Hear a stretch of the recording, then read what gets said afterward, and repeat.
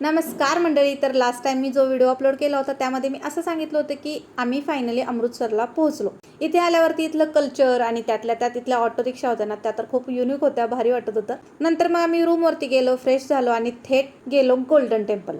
इथे तुम्ही कधी पण आला तरी इथे भरपूर गर्दी असते आणि आम्हाला ना स्पेशली इथे आल्यावरती इतकं प्रसन्न, इतकं शांत वाटलं. जो काही प्रवासामध्ये आम्हाला त्रास झाला तो सगळा शीन आमचा निघून गेला. दुसऱ्या दिवशी सकाळी उठून आम्ही गेलो होतो पंजाबी स्पेशल कुलचे खाण्यासाठी. तर इथले कुलचे इतके छान लागतात, ते खायला फक्त इथंच यावं लागतं. आलू कुलचा, व्हेज कुलचा, पनीर कुलचा असे त्यामध्ये प्रकार आहेत. कृष्णाला तर इतकं आवडलं की तो म्हणे रोज रोज आपण हेच खाऊयात. त्यानंतर फायनली आम्ही त्या युनिक आणि अतरंगी रिक्षामध्ये बसलो आणि गेलो जालियनवाला बागेत. प्रत्येकाचा हा अनुभव आहे की इथे आल्यावरती इतिहासातल्या घटना आठवतात आणि मनात एक वेगळीच भावना निर्माण होते. आणि हीच ती विहीर आहे जिथे 120 लोकांनी स्वतःचे प्राण वाचवण्यासाठी या विहिरीमध्ये उड्या घेतल्या होत्या. आणि ह्या ज्या खुणा दिसतात ना, ह्या त्यावेळी झालेल्या गोळीबाराच्या खुणा आहेत. जालियनवाला बाग नंतर आम्ही गेलो थेट वाघा बॉर्डरला. एंट्री करण्यासाठी तिथे भरपूर मोठी लाईन होती. त्या लाईनीमध्ये आम्ही सुद्धा होतो. तिथली परेड आणि सगळं वातावरण खूपच छान होतं. देशभक्तीचा जो काही जोश आहे ना, तो अगदी जवळून अनुभवायला मिळाला.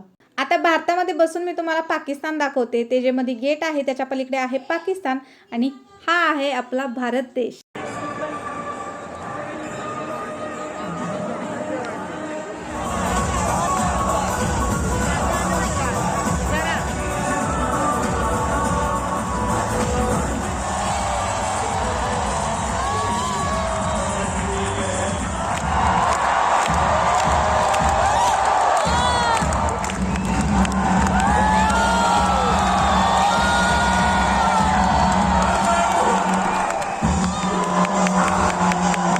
परेड बघून झाल्यानंतर खरी आहे ही इंडिया आणि पाकिस्तानची बॉर्डर, ही बघितली.